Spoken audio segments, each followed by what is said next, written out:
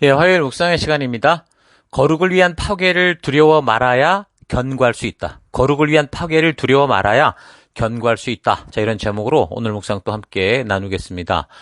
어제 우리는 시드기야 왕 시대에 활동하는 예레미야의 사역에 대해 살피기 시작했습니다. 지금 시드기야 시대의 전체적인 그 예언의 분위기는 그 시드기야 왕 시대까지 벌써 두 번에 걸친 바벨론의 침략이 있었는데, 그런 전쟁을 겪으면서 이 포로로 잡혀간 사람들과 죽은 사람들과 또 그렇지 않고 아직 남아있는 사람들에 대한 여러 가지 안목에 대한 것을 우리가 알 수 있습니다.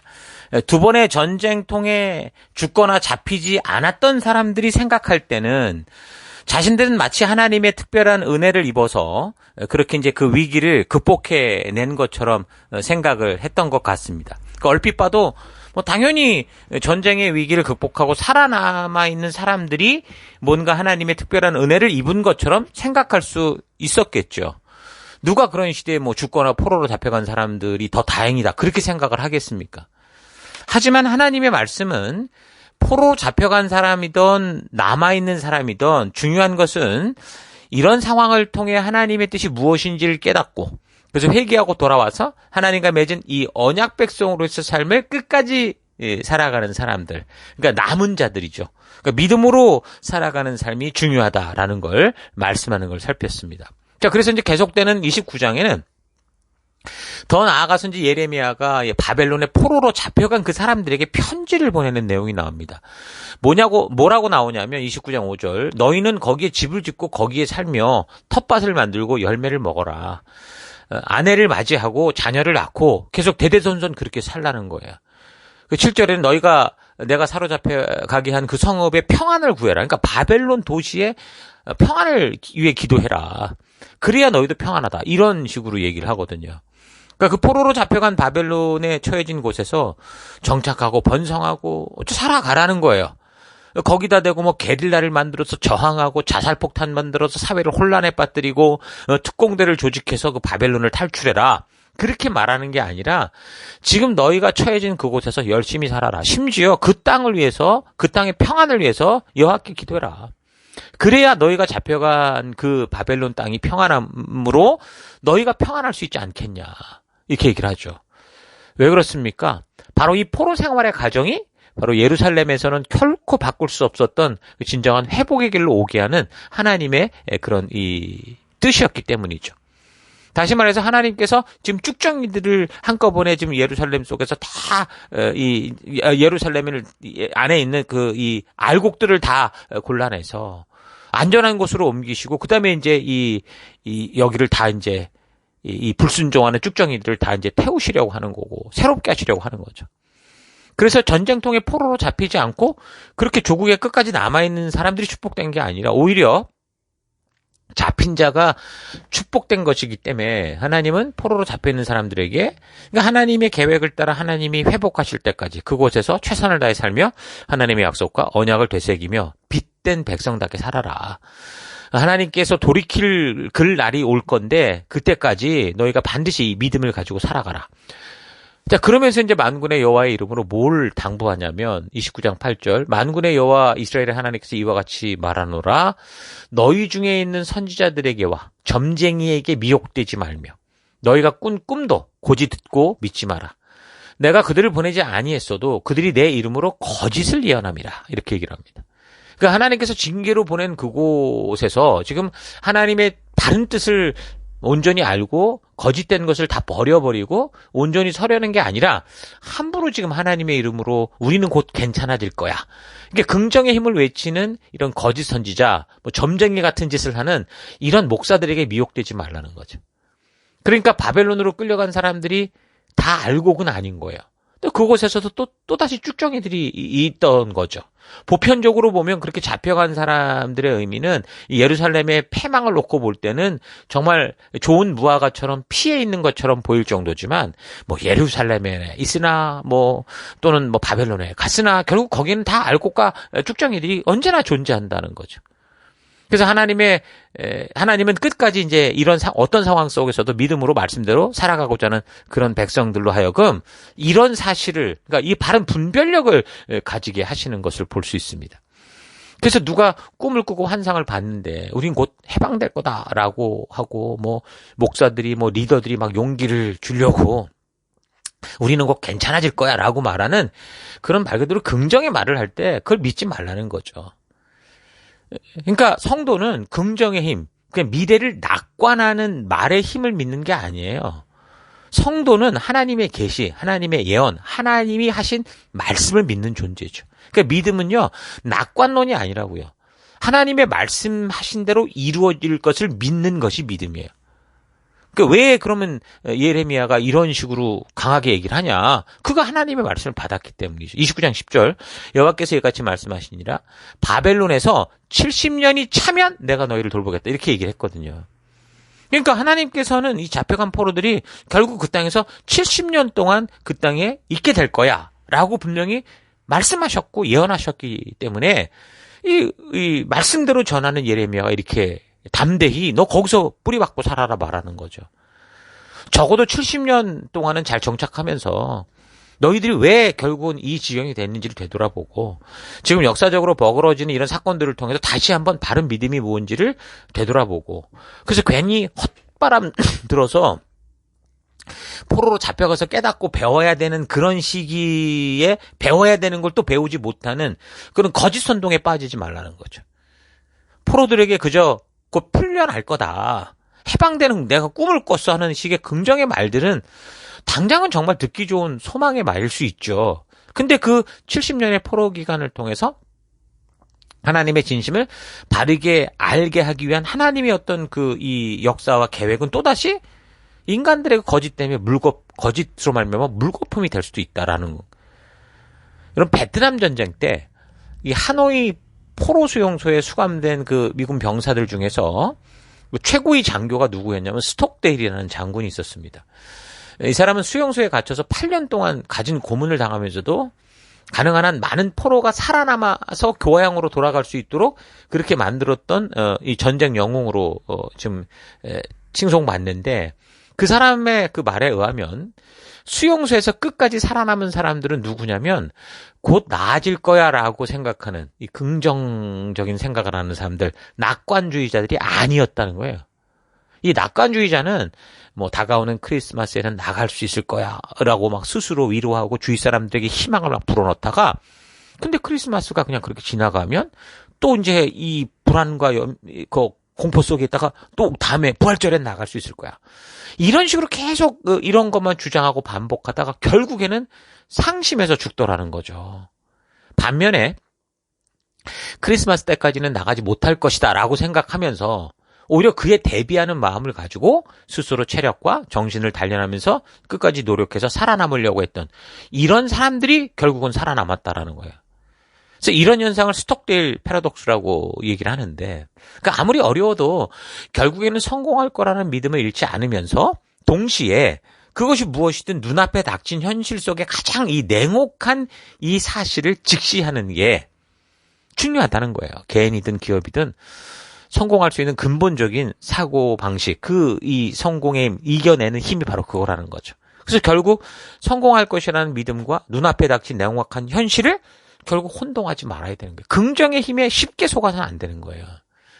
그러니까 하나님이 70년 동안의 시간을 정하셨잖아요. 그랬다면 이런 징계의 시간을 통해서 우리는 이걸 빨리 끝낼 수 있는 뭐 쉬운 길, 지름길, 뭐 빨리 빠져나오는 길 이걸 찾으려고 하는 게 아니고 그거 위해서 하나님께 떼쓰는 게 아니고 하나님의 진정한 뜻이 무엇인지 왜 우리에게 이런 70년의 시간이 주어질 수밖에 없었는지 이 심정을 바르게 헤아리고 그 쓰디쓴 고통을 충분히 가슴에 담아서 하나님의 말씀에 가치대로서는 회복되는 그런 시간이 되게 해야 되는 거죠. 그러니까 하나님은 우리에게서 그런 죄의 암덩이가 발견할 때 없어져라 뿅 이러면 요술을 부려서 막 한순간에 마술처럼 그렇게 없애버리는 분이 아니고 이게 성경을 쭉 보면 그래요. 결국 말씀의 수술대에 우리를 올리시는 거죠. 결국은 분명한 기준이 있기 때문에 하나님은 우리를 반드시 거기로 가게 하는 성실함을 가지고 우리를 이끄시면서 어떻게 일하시냐. 당신이 창조하신 이 질서 속에서 이 시간 속에서 그 생긴 문제를 그 수술하고 고쳐가시더라는 거죠. 자, 그러니까 바벨론의 70년 포로 시기는 그동안 욕심으로 헛바람 든 것을 다 끊어내는 시간이었잖아요. 그러니까 당연히 이 시기는 겉으로는 암흑이고 절망이죠. 뭐 포로로 잡혀갔고 노예로 잡혀갔는데 좋을 게 뭐가 있겠습니까? 근데 하나님은 그 시기를 통해서 오히려 그 고통을 통해서 그 우상 숭배에 너무 어이없음을 알게 하시고 오직 하나님만이 참된 하나님이시고 유일하게 살아계셔서 이 온 세계를 통치하시는 분이시다. 이거를 지금 알게 하시는 거죠. 그래서 이 포로 시기는 단지 괴로움만 겪는 시기가 아니고 이 괴로움을 통해서 우리를 바르게 돌보고 우리에게 있는 쓸데없는 것, 거품을 다 빼내고 온전하게 하나님과의 바른 관계로 서게 하는 그런 시기여야 하는 거예요. 그러니까 우리가 주님이 주신 사명의 기간 동안 죄와 욕심으로 무너졌을 때 그 모든 죄를 버리고 정직한 마음으로 순종의 길에 바르게 서기 전에는 결국 뭐예요? 축복의 길로 돌아올 수 없는 거예요. 그러니까 말씀대로 서기 전에는 아무리 열심히 기도를 하고 아무리 열심히 종교 생활을 해도 이게 회복되지 않는다고요. 오직 회복될 수 있는 오직 한 가지 길은 하나님이 약속하신 말씀의 길을 나아가는 거예요. 대충 하고 살아도 그래 수고했다 어쩔 수 없지 이렇게 해가지고 시간을 모면하고 그래도 하나님은 사랑이시니까 우리를 용서할 거야 이런 식으로 긍정적으로 얘기를 해서 되는 게 아니라는 거예요. 그래서 고통과 연단의 시간에 우리가 할 일은 뭡니까? 하나님의 뜻, 그 말씀의 길에 서는 거예요. 그래서 우리 가운데는 거품들 다 빼야 돼요. 핑계와 변명 다 버리고 무엇보다 먼저 뭐가 잘못됐는지 하나님의 분명한 말씀의 기준으로 분별해보고 그래서 다시 언약의 자리로 돌아와서 사명자로서의 그 자리, 그 열방의 제사장이요 거룩한 백성답게 사는 사명의 자리, 빛과 소금 된 자리에 서야 되는 거예요. 자, 그러면 29장 10절 나의 선한 말을 너희에게 성취하여 너를 이곳으로 돌아오게 하리라. 여호와의 말씀이니라. 너희를 향한 나의 생각을 내가 안 하니 평안이요 재앙이 아니다. 너희에게 미래와 희망을 주려는 거다. 이렇게 말합니다. 자, 그러니까 하나님의 교육장인 바벨론으로 잡혀간 사람들은 지금 재앙을 만난 게 아니고 하나님이 그 사랑하는 백성들을 올곧게 하시는 회복의 자리, 미래와 희망을 주기 위한 그 회복의 과정에 서 있다라는 거죠. 그러니까 자신의 눈에는 자신들의 느낌에는 이 상황이 재앙 같아 보이지만 하나님은 스스로 깨닫지 못하고 풀지 못하는 이 죄악의 태도와 습관들에 물들어 살아가면서도 늘 변명과 핑계로 살던 이런 삶의 구조들을 다 깨뜨리시고 다 기경하시고 뒤집어 엎으시는 그러니까 고치시는 과정이라는 거죠. 자, 이런 상황을 놓고 볼 때 여러분의 지금 현재 삶 속에 다가와 있는 그 문제, 절망의 함정 같은 게 뭐라고 생각합니까? 뭐 어떤 사람들은 그 절망과 그 이 고통이 스스로 지금 죄를 놓지 않고 욕심을 붙들고 있어서 지옥 같은 삶을 사는 경우가 있어요. 여러분 그런 경우는 딴 방법이 없어요. 속히 회개하고 돌이켜 나와야 돼요. 그러나 하나님의 뜻대로 지금 살아가는데도 불구하고 지금 큰 문제와 절망의 함정 속에 있다고 한다면 그거는 지금 뭐예요? 하나님께서 우리를 하여금 오히려 재앙이 아니라 평안의 길로 인도하시기 위한 우리의 거품들을 다 빼고 온전한 진짜로 된 정금을 만드시기 위한 하나님의 그 연단의 과정이 있다는 걸 우리가 알 필요가 있죠. 현재 우리 교회로 모여서 하는 이 셀 사역과 말씀 중심 사역이 그래요. 그러니까 사람을 변화시키는 것이 정말 쉽지 않아서 피하고 싶고 또 쉬운 방법을 좀 찾고 싶은지 모르지만 그러니까 사람들이 바르게 변화되는 길이 다른 방법이 없어요. 우리가 우리에게 주어진 시간 속에서 우리의 삶 속에서 평생 이 말씀 포기하지 않고 끝까지 말씀의 가치로 변화되는 이 길을 걸어야 돼요. 이게 그저 우리의 교회와 강단의 사명인 거죠. 셀의 사명. 그래서 먼저 우리는 내가 처한 이 현재의 삶이 자신의 욕심의 함정에 빠져있는 그 욕망의 용광로인지 아니면 하나님께서 좀 나를 새롭게 하시고자 마련한 단련의 용광로, 그릇된 것들을 다 없애는 그런 정결케 하는 그 용광로인지 분별할 필요가 있습니다. 그래서 만약 내가 죄의 욕심, 게으름의 욕심, 내가 하고 싶어서 매달리고 있는 고집 속에 있다면 이건 과감히 깨부수고 버려야 되는 거고 만약 주께서 우리를 정결하게 하시고 새롭게 하시고자 하는 그 풀무의 과정이라면 그곳에 뛰어들기를 두려워하지 말고 그곳에서 우리 안에 남아있는 모든 불순물들 하나님 외에 의존하고 기대했던 것들 그거 다 펴버리는 그런 믿음의 길을 걸어야 돼요. 그리고 오직 하나님만 찾을 수 있는 오직 말씀으로만 살 수 있는 말씀의 가치가 내 삶의 이유가 되는 그 부르심으로 돌아와야 되는 거죠.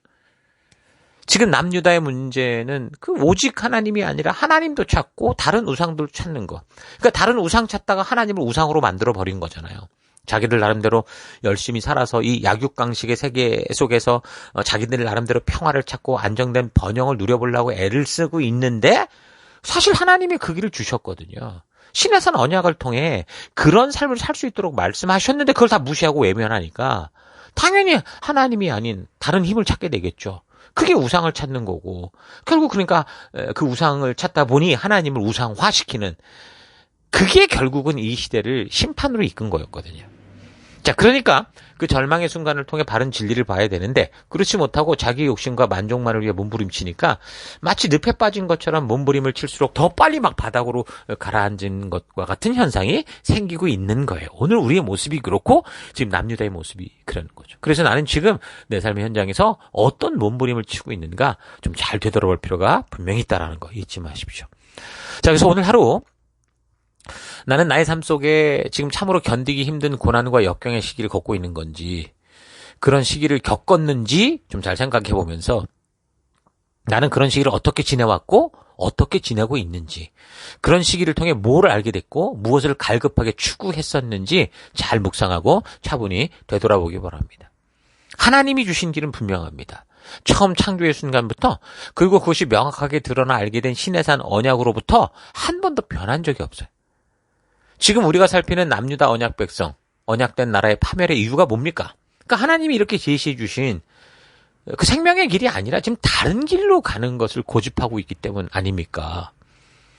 나는 성도가 된 이후 어떤 길을 따라 살고 있는지 차분히 좀 되돌아보기를 바랍니다. 하나님이 우리를 부르시는 부름은 너무 정확한데 계속 수없는 핑계와 변명을 가지고 살아가고 있지 않은지 여러분 차분히 되돌아봐야 돼요.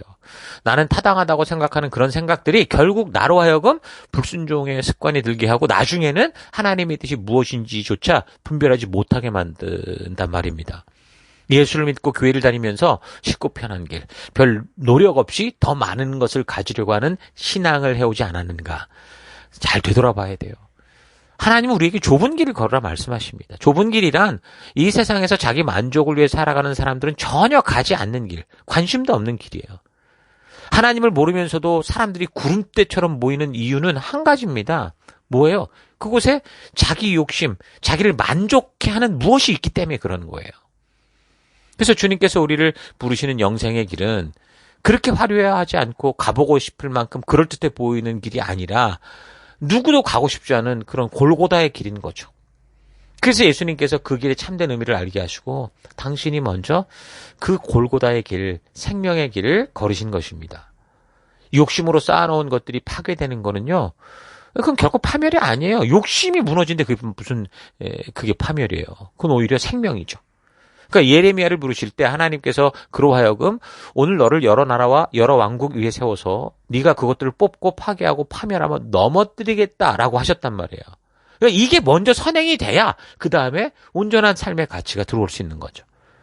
우리가 겨우내 그 묵었던 땅, 이미 작년에 농사지었던 땅을 다 이걸 뒤집어 엎어야 돼. 기경에서 싹 다 뒤집어 엎고 비료를 뿌리고 온전히 준비가 돼야 거기에 새로운 씨앗을 뿌릴 수 있는 거잖아요.